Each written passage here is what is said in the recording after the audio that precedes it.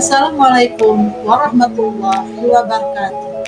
Salam dan bahagia Bapak dan Guru hebat seluruh Indonesia. Perkenalkan, nama saya Dita Haryani. Saya dari SMK Negeri 3 Kota Bungkulu. Baiklah, di sini saya akan melaksanakan aksi nyata saya tentang topik kurikulum merdeka. Sebelum kita membahas tentang kurikulum, maka kita harus tahu dulu apa sih kurikulum. Kurikulum adalah seperangkat rencana dan pengaturan tentang apa yang akan kita ajarkan, bagaimana hal itu akan kita ajarkan, dan bagaimana kemajuan siswa akan dinilai, apakah dalam suatu program pendidikan atau dalam suatu program pelatihan.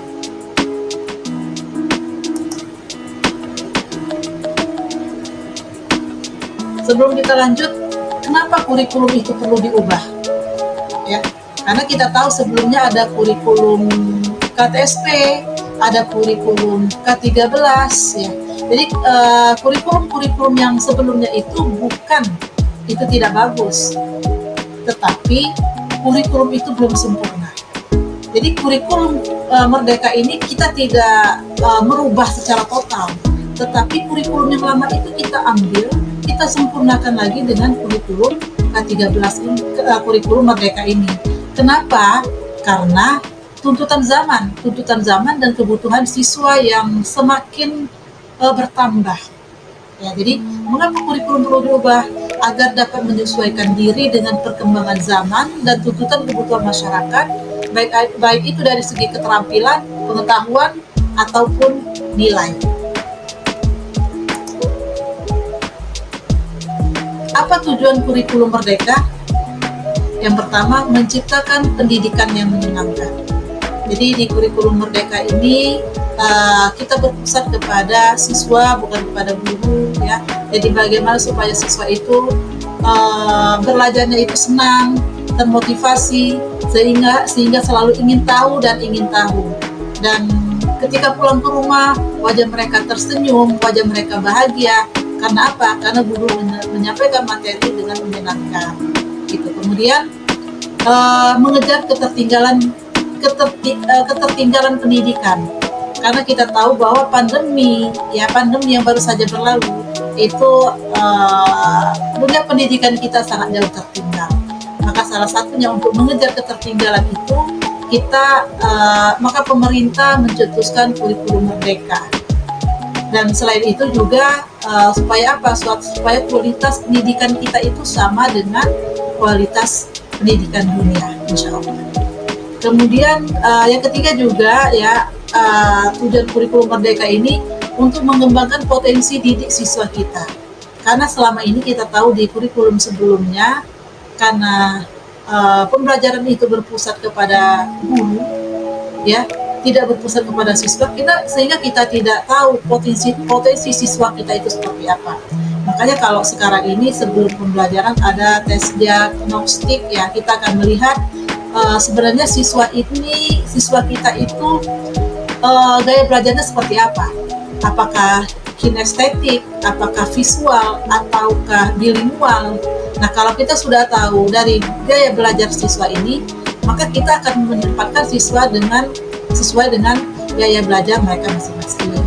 Sehingga terciptalah dengan yang nomor satu tadi, pendidikan yang menyenangkan. Contoh misalnya, karena saya memegang mata pelajaran bahasa Indonesia, saya memberikan materi puisi. Nah, ketika ada anak yang suka menonton, maka saya akan memberikan tayangan tontonan bagaimana seorang itu membaca puisi. Kemudian ada seorang anak yang dia hobi puisi, tapi dia tidak suka di dalam kelas, dia banyak gerak, maka saya akan arahkan dia untuk membuat musikalisasi puisi. Begitu juga dengan gaya yang visual. Jadi dicocokkan, sehingga mudah-mudahan dengan seperti itu akan tercipta pendidikan yang menyenangkan. Nah, kemudian di sini juga ada beberapa alasan kenapa kurikulum harus berubah. Yang pertama, perkembangan teknologi. Ya, perkembangan teknologi yang semakin pesat membutuhkan kurikulum yang selalu mengikuti perkembangan tersebut. Hal ini agar siswa dapat memperoleh keterampilan dan pengetahuan yang sesuai dengan kebutuhan pasar kerja saat ini dan di masa depan. Contohnya ya, di zaman kita dulu kita selalu diberikan misalnya kalau puisi misalnya ya, anak-anak silakan kita akan membuat musikalisasi puisi, minggu depan kalian akan tampil. Nah itu kan membutuhkan waktu, ya membutuhkan tenaga yang apa ya, yang lumayan besar, dan harus kita lihat sendiri supaya apa? Supaya kita benar-benar percaya bahwa anak-anak itu kan benar-benar membuat musiknya. Tetapi kalau sekarang tidak mesti seperti itu. Mereka cukup mengerjakannya di rumah, ya, membuat musikalisasi puisi itu mereka tetap mengerjakannya di rumah dengan cara kelompok. Kemudian mereka rekam dengan menggunakan teknologi yang ada. Kemudian mereka masukkan di aplikasi, bisa TikTok, bisa Instagram, bisa di YouTube. Kemudian linknya tinggal dikirimkan saja ke kita. Jadi dari sana kita bisa melihat, oh ternyata anak ini sudah melaksanakan tugas. Itu sesuai dengan teknologi. Nah kalau di era kita dulu di tahun 90-an seperti itu belum ada. Dan kalau yang kita terapkan seperti di tahun 90-an itu sudah tidak relevansi lagi dengan sekarang.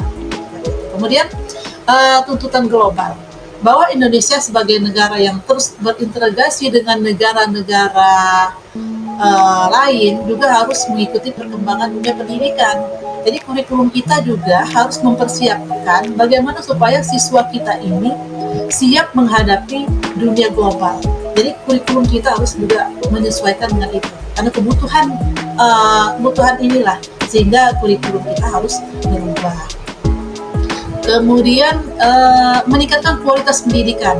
Seperti di awal tadi saya katakan bahwa semenjak pandemi itu kualitas pendidikan kita sangat turun, ya, sehingga untuk mengejar ketertinggalan itu maka pemerintah membuat konsep yaitu kurikulum merdeka.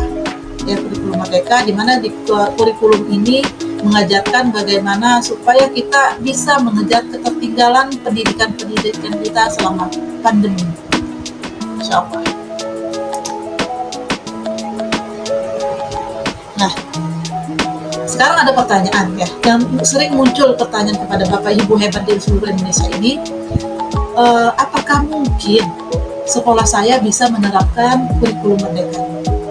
Jadi Bapak Ibu guru hebat seluruh Indonesia, ya. Jadi kurikulum merdeka itu tidak langsung kita terapkan di sekolah kita, tapi kita perlu adaptasi dulu. Kita adaptasi, ya, kita sesuaikan dengan kebutuhan, dengan lingkungan yang ada di sekolah kita. Maka di dalam suatu sekolah itu kita akan menyusun yang namanya KSOP. Jadi kurikulum satuan operasional pendidikan sekolah kita, ya, KSOP.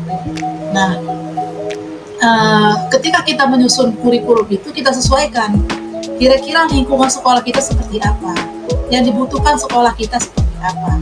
Tidak mungkin kan kalau misalnya sekolah kita di daerah pegunungan, kita akan membuat kurikulum yang sama dengan di daerah pesisir. Contohnya, kita ingin mengawetkan di daerah pegunungan mungkin karena tomatnya sudah banyak, sudah berlimpah, maka kita buat semacam pengawetan tomat. Nah, ketika itu kita terapkan di pesisir, kan nggak cocok, karena di pesisir kan tidak ada tomat. Nah, begitu juga sebaliknya. Maka kurikulum merdeka itu perlu kita adaptasi, kita sesuaikan dengan kebutuhan, kita sesuaikan dengan lingkungan yang ada. Okay, next. Nah, kurikulum dan pembelajaran sekolah. Komponen operasional satuan pendidikan itu, ya, jadi ada komponen operasional satuan pendidikan. Ada namanya visi dan misi. Jadi setiap sekolah itu mempunyai visi untuk supaya apa? Supaya ada target ke depannya akan dibawa kemana. Nah, untuk mencapai visi tersebut, maka perlu adanya misi. Jadi misi itu adalah strategi kita bagaimana supaya kita bisa mencapai visi itu. Kemudian perencanaan pembelajaran. Jadi di sekolah itu ada yang namanya perencanaan pembelajaran, mencakup apa saja, yaitu alur, ya, kemudian tujuan pembelajaran, asesmen, kemudian modul ajar, ada media, ada program prioritas sekolah. Jadi masing-masing sekolah itu kan punya program prioritas sekolah, dan setiap sekolah program prioritasnya itu berbeda-beda. Tidak mungkin sama antara sekolah satu dengan yang lain. Karena apa?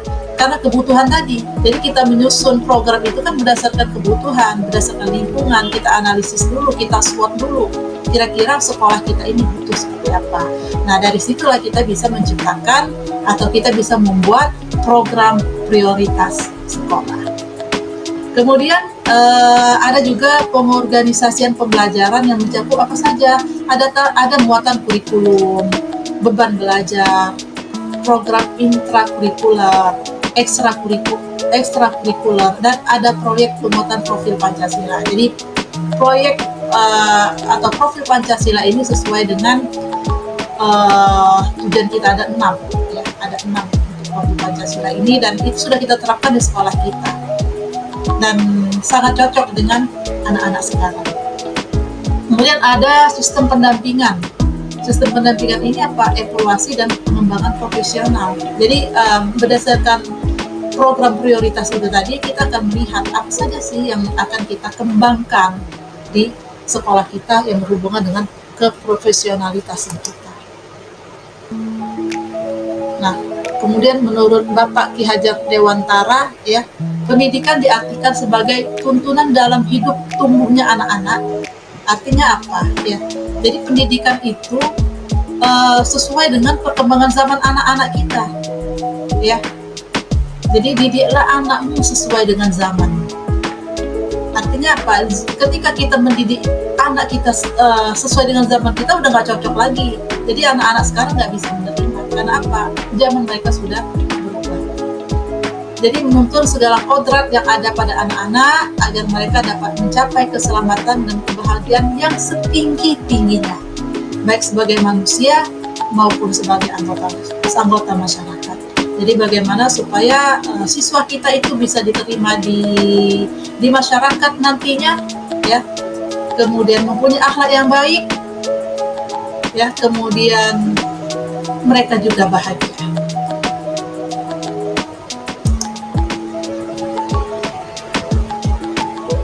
Bapak Guru Hebat seluruh Indonesia, demikianlah penjelasan dan paparan tentang kurikulum Merdeka. Sampai bertemu di video selanjutnya. Assalamualaikum warahmatullahi wabarakatuh.